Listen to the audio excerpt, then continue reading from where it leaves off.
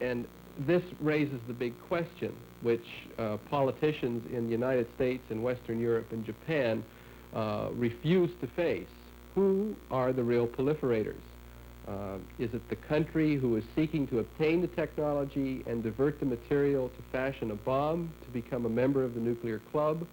Or is it the exporting country that provides the technology, the manpower, the equipment, and the material necessary for membership? I contend that it is the exporting country, and it's a mythical notion to assume that when you sell somebody nuclear power technology, you are not selling them nuclear bomb technology. Of the many countries that have refused to sign the Nuclear Non-Proliferation Treaty, South Africa is one. This does not seem to have impeded in any way South Africa's march towards nuclear weapons capability. Exploitation of South Africa's vast uranium resources began in the 1950s. Financed by British and American capital, it was tied to the guaranteed supply of uranium to those countries. South African uranium was considered essential to the West's strategic stockpile of weapons. From the beginning, all nuclear activities came under the strict control of the South African government through the Atomic Energy Board. Valindaba is South Africa's nuclear headquarters.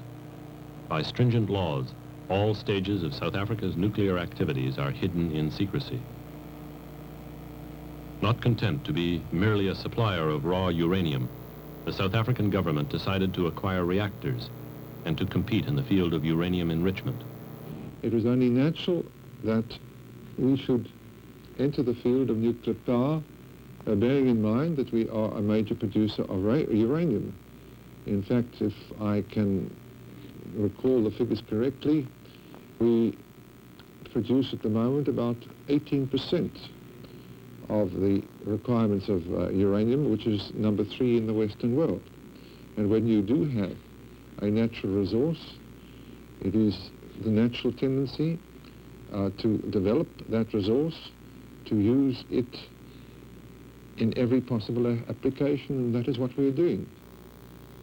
In the nuclear field, we are in a position to cover the whole nuclear cycle, with the exception of reprocessing plants.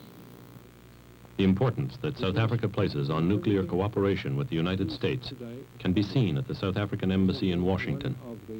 The present ambassador is a specialist in nuclear affairs, having served for some years with the International Atomic Energy Agency.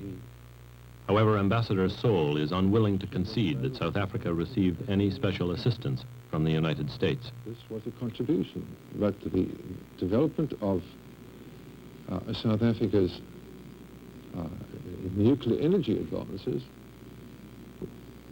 had in its origin fundamentally our own particular genius, if I may call it that, in this particular field.